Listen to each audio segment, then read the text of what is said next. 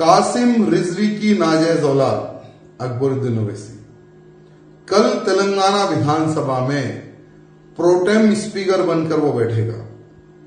कांग्रेस सरकार ने उसके लिए स्पेशली जियो निकाला है कि कल अकबरुद्दीन ओवैसी के समक्ष सभी लोग शपथ ग्रहण समारोह में सम्मिलित होंगे।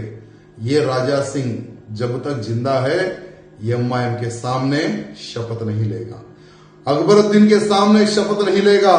2018 में भी मैंने यही एमआईएम के एक विधायक को प्रोटेम स्पीकर बनाकर बिठाया था। वो समय पर भी मैंने शपथ नहीं ली और आज भी मैं शपथ नहीं लूंगा। आज मैं कांग्रेस के मुख्यमंत्री रेवंत रेड्डी से पूछना चाहूंगा, क्या बीआरएस के मार्ग पर तुम चलना चाहते हो? क्या बीआरएस ने जब तेलंगाना राज्य में सरकार बनी बीआरएस की, तो उनकी कार की स्टीयरिंग एमआईएम के हाथ में देकर एक बहुत बड़ी गलती की थी। आज जहां सरकारी लैंड हो वहां पर इनका कब्जा है। आज तेलंगाना में रहकर हिंदुओं को मारने की बात करते हैं। क्या ऐसे व्यक्ति के सामने क्या हम शपथ ले सकेंगे? आज तेलंगाना की जनता को कहना चाहूंगा कि बार बार ये रेवंत रेड्डी जो तेलंगाना राज्य का नया मुख्यमंत्री बना है, ये बार बार ये कह रहा था कि बीआरएस एक है, एमआईएम एक है और बीजेपी एक है।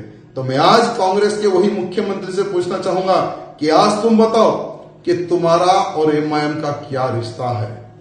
आज तेलंगाना विधानसभा में कई ऐसे सीनियर विधायक हैं, उनको भी आप बिठा सकते थे दूसरे पार्टियों के, लेकिन जानबूझकर माइनॉरिटी को खुश करने के चक्कर में, एमआईएम के नेताओं को खुश करने के चक्कर में तुम ये एक बहुत बड़ी गलती किए हो। लेकिन एक बात ध्यान रखना रेवंत रेड्डी जी, हम नहीं छोड़ेंगे। हम जब तक तेलंगाना में भारतीय जनता पार्टी की सरकार नहीं लाते हैं तब तक हम तुम्हें नहीं छोड़ेंगे। और कल किसी भी हालत में भारतीय जनता पार्टी का कोई भी विधायक अकबरुद्दीन के सामने शपथ ग्रहण समारोह में सम्मिलित नहीं होगा। हम दूसरे दिन जो तेलंगाना राज्य का जो नया स्पीकर आएगा, हम उसके सामने शपथ ग्रहण समारोह। अगर आपने हमारे चैनल को अभी तक सब्सक्राइब नहीं किया है तो यहाँ पर रेड कलर का सब्सक्राइब बटन दिख रहा है, उसे क्लिक करें और हमारे चैनल को सब्सक्राइब कीजिए और साथ ही साथ बेल आइकन को भी क्लिक कीजिए, जिससे आपको ताज़ा अपडेट मिलती रहे।